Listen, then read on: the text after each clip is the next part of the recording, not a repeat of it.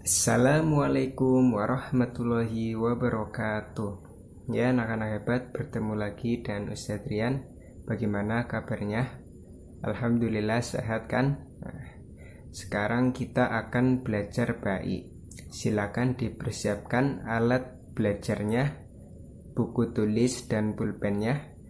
Silakan nanti dicatat poin-poin pentingnya ya, sambil menyimak, sambil merangkum ya.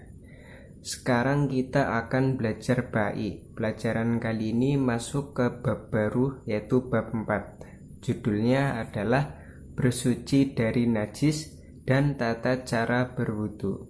Pertama-tama kita belajar bersuci dari najis. Apa itu najis? Najis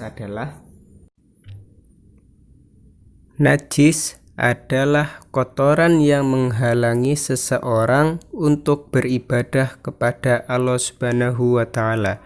Jadi, apabila seseorang hendak beribadah dan dia terkena najis, maka dia harus membersihkannya terlebih dahulu agar ibadahnya menjadi sah.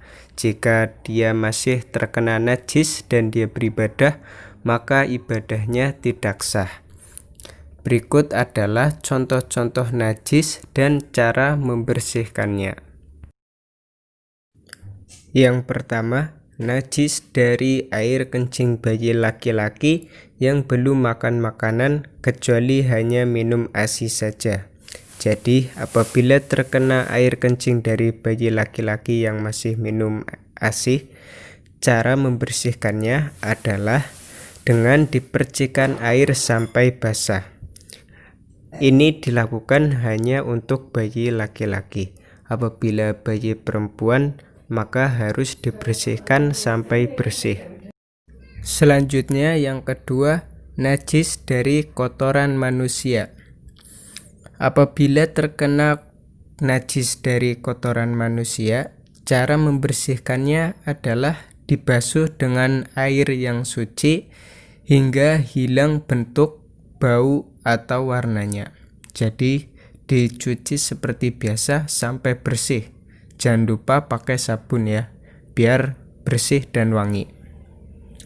Nah, ini yang terakhir adalah jenis najis yang paling berat, yaitu najis dari air liur anjing.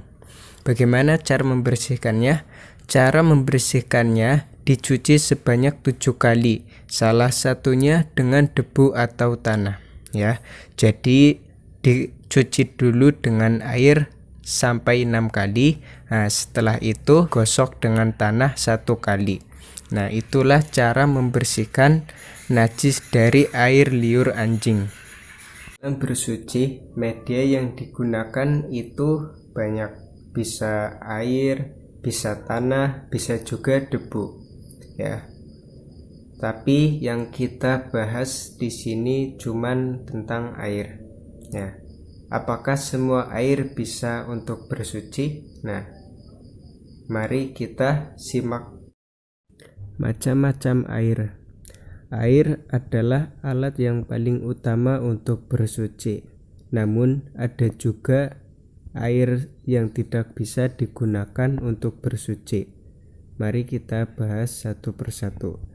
Yang pertama, air yang suci. Air yang bersih dan dapat digunakan untuk berwudu.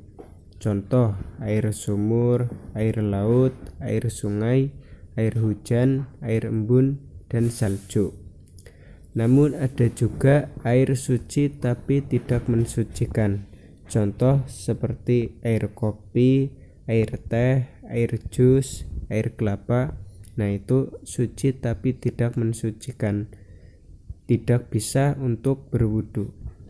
Yang selanjutnya, air najis. Nah, air yang terkena najis sehingga berubah warna, bau, atau rasanya. Air najis tidak dapat digunakan untuk berwudu. Nah, demikian pembelajaran kali ini. Mari kita tutup dengan bacaan hamdalah. Alhamdulillahirrabbilalamin. Apabila ada salah kata, mohon maaf. Sekian dan terima kasih. Wassalamualaikum warahmatullahi wabarakatuh.